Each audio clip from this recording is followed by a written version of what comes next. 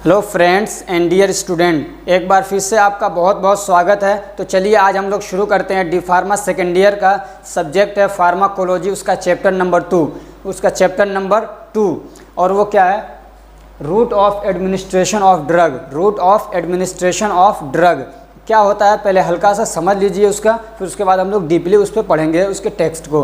तो क्या होता है, जैसे कि हम लोग दवा खाते हैं या दवा हमारी बॉडी के अंदर लगाई जाती है, डाली जाती है, तो वो अलग अलग तरीक़ों से हो सकता है। उसी को बोलते हैं एडमिनिस्ट्रेशन ऑफ ड्रग, यानी ड्रग हमारी बॉडी में कैसे जाती है उसके अलग अलग तरीके हो सकते हैं। कभी हम लोग मुंह से खा लेते हैं, कभी क्या होता है कि उसको इंजेक्शन के थ्रू हमारी बॉडी के अंदर पहुंचा दिया जाता है। तो जो भी तरीके हैं दवा को बॉडी के अंदर पहुंचाने के लिए, बीमारियों को ठीक करने के लिए, उसको क्या बोलते हैं हम लोग, route of administration of drug. Route of administration of drug. तो चलिए देखते हैं इंट्रोडक्शन क्या है इसका। Route of drug administration is the path और way by which the drug is introduced यानी taken into body. Route of drug administration क्या है, इज़ द पाथ और वे।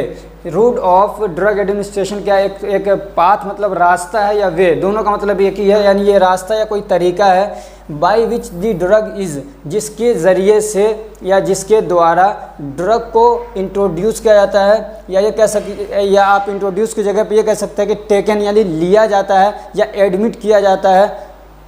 कहाँ पे किया जाता है, इनटू बॉडी यानी बॉडी के अंदर। तो इसका क्या मतलब हो गया कि रूट ऑफ एडमिनिस्ट्रेशन ये है कि वो रास्ते या वो तरीके हैं जिनके ज़रिए से या जिनके थ्रू या जिनके द्वारा ड्रग को हमारी बॉडी के अंदर इंट्रोड्यूस कर दिया जाता है, डाल दिया जाता है, पहुंचाया जाता है, उसको बोलते हैं route of administration. There are different types of route of administration. तो अलग अलग तरीके हो सकते हैं रूट ऑफ एडमिनिस्ट्रेशन के। अब जब हम लोग ये बोलेंगे रूट ऑफ एडमिनिस्ट्रेशन तो आपको समझ में आ जाना चाहिए। अब बार बार मैं रूट ऑफ एडमिनिस्ट्रेशन की डेफिनेशन नहीं बताऊंगा, इसलिए कि ये वर्ड बार बार यूज़ होगा, ठीक है। तो कह रहे हैं कि there are different type of route of administration, यानी बॉडी के अंदर ड्रग को एडमिनिस्टर करने के, बॉडी के अंदर लेने के अलग अलग तरीके हो सकते हैं। And the choice of route of and the choice of route for the drug administration depends on। अब ये कह रहे हैं कि हम कौन सा रूट यानी कौन सा पाथ यूज़ करते हैं, वो डिपेंड करता है किस पर, इन चीज़ों पर। किस पर डिपेंड करता है, अब अलग अलग रूट हैं, ठीक है। अलग अलग रूट क्या है वो आगे आ रहे हैं। तो अलग अलग रूट हैं, तो ऐसा नहीं कि सारे रूट से सारे रास्ते यानी सारे तरीके एक ही बार यूज़ किए जाते हैं, बल्कि कभी कोई दूसरा यूज़ किया जाता है, कभी दूसरा यूज़ किया जाता है। कभी हम लोग मुंह से दवा खा लेते हैं, कभी इंजेक्शन लगा दिया जाता है, कभी हम लोग ऊपर कैसे मान लिया लेप वगैरह लगा लेते हैं, क्रीम लगा लेते हैं, सोल्यूशन आता है वो लगा लेते हैं, ऑइंटमेंट्स लगा लेते हैं, लोशन लगा लेते हैं। तो ये सब अलग अलग होता है। तो ये नहीं कि सब एक साथ करते, बल्कि कभी कोई सा कर लेते हैं, कभी कोई सा कर लेते हैं। तो क्यों करते हैं ऐसा, तो यही कह रहे हैं कि the choice of route for drug administration depends, किस पे डिपेंड करता है, यानी अलग अलग हम लोग रूट यूज़ करते हैं, एक्वायर करते हैं, तो वो डिपेंड करता है किस पे, प्रॉपर्टीज़ ऑफ ड्रग, यानी ड्रग की प्रॉपर्टीज़ पे डिपेंड करता है कि वो ड्रग कैसी है, इस पे भी डिपेंड करता है। कैसी का मतलब ये कि उसका नेचर कैसा है, एसिडिक है, बेसिक है, ऑर्गेनिक है, इनऑर्गेनिक है, अलग अलग तरीके की दवाएँ होती हैं, ठीक। लाइक वाटर और लिक्विड सोल्यूबिलिटी, यानी ये कि वो दवा एक प्रॉपर्टी क्या है उसकी, कि वो दवा वाटर के साथ सोल्यूबल है या लिपिड में सोल्यूबल है।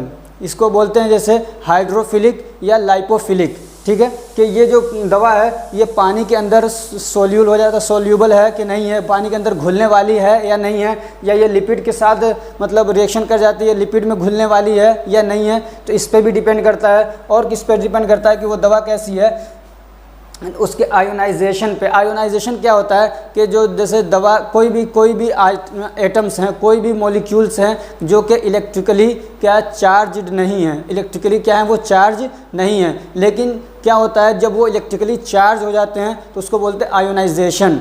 तो इस पे भी डिपेंड करता है कि वो जो ड्रग हैं वो क्या है, मतलब खाने के बाद वो चार्ज तो नहीं हो जा रहा है, यानी इसका मतलब ये कि उसके अंदर केमिकल चेंजिंग आ रही है, नहीं आ रही, कैसी आ रही है। तो इस पे डिपेंड करता है कि हम लोग कौन सा रूट यूज़ करेंगे दवा को लेने के लिए। दूसरा किस चीज़ पे डिपेंड करता है, थेरापेटिक ऑब्जेक्टिव।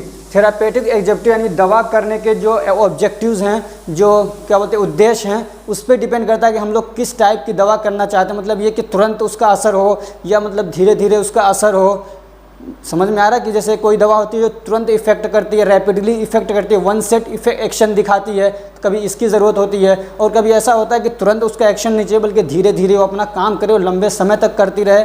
तो इस पे भी डिपेंड करता है कि हम लोग कौन सा रूट यूज़ करेंगे। उसके एग्जांपल क्या है, जैसे rapid one set of action के तुरंत दवा काम करे, तो इस पे भी डिपेंड करता है कि हम कौन सा रूट यूज़ करेंगे।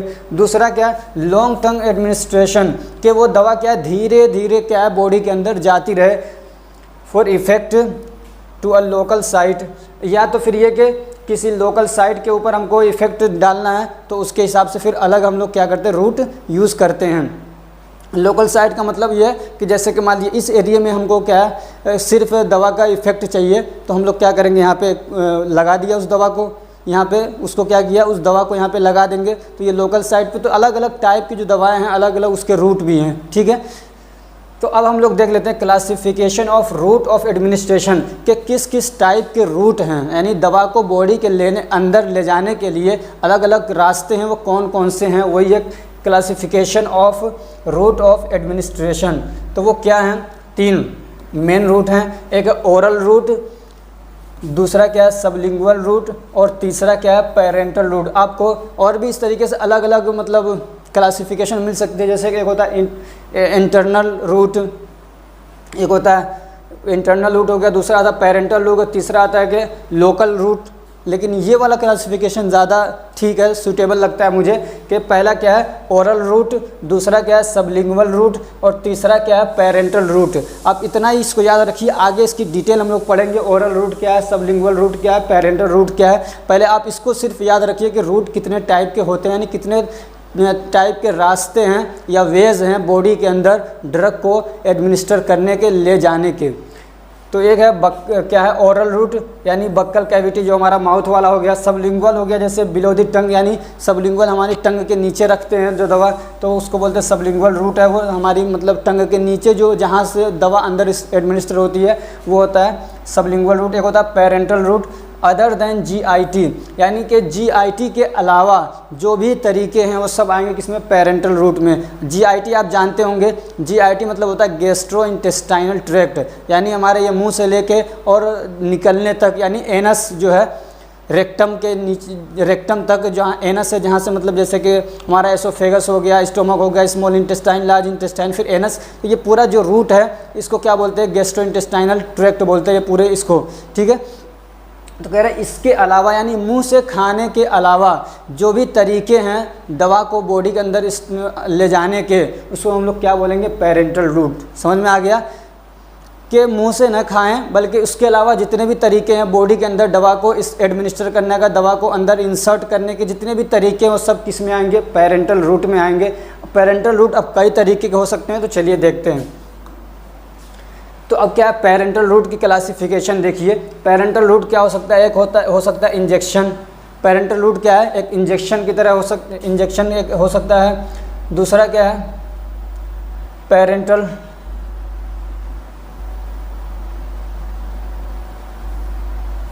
इन्हेलेशन, क्या है इन्हेलेशन। इन्हेलेशन का मतलब जानते होंगे, अभी बता रहा हूँ, ठीक है। तीसरा क्या है लोकल। तो सबसे पहला क्या है इंजेक्शन, क्या है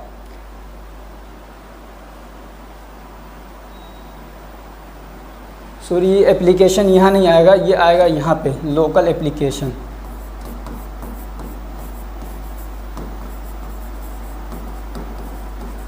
ठीक है लोकल एप्लीकेशन।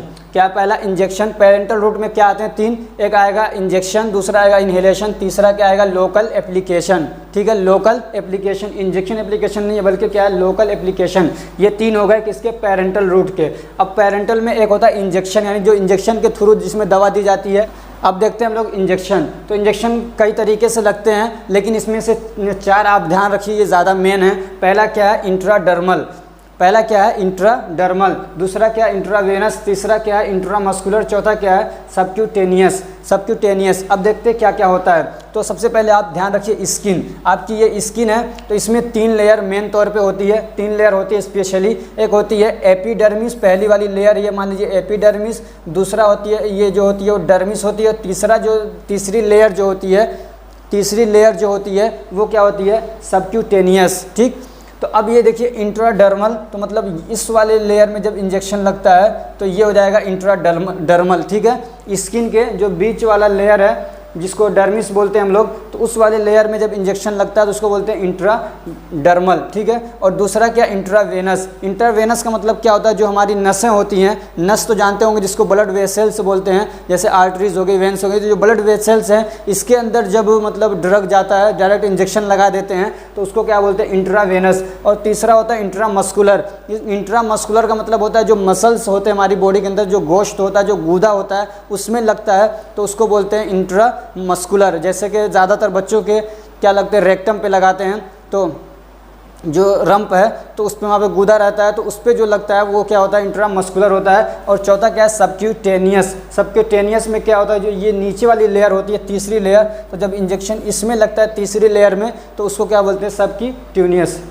सबक्यूटेनियस, ठीक है। ये 4 हो गए इंजेक्शन, और भी हैं लेकिन आप इतना याद रखिए, ठीक।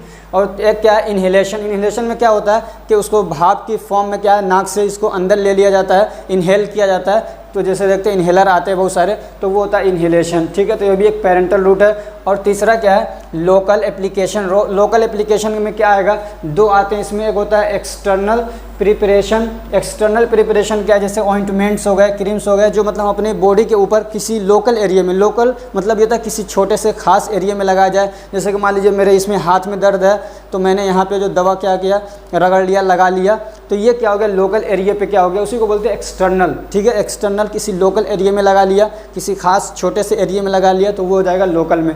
दूसरा होता है इनेमा। इनेमा क्या होता है, एनस के थ्रू यानी रेक्टम के थ्रू आदमी के क्या है, दवा उसके बॉडी के अंदर पहुंचाई जाती है, तो वो होता है इनेमा।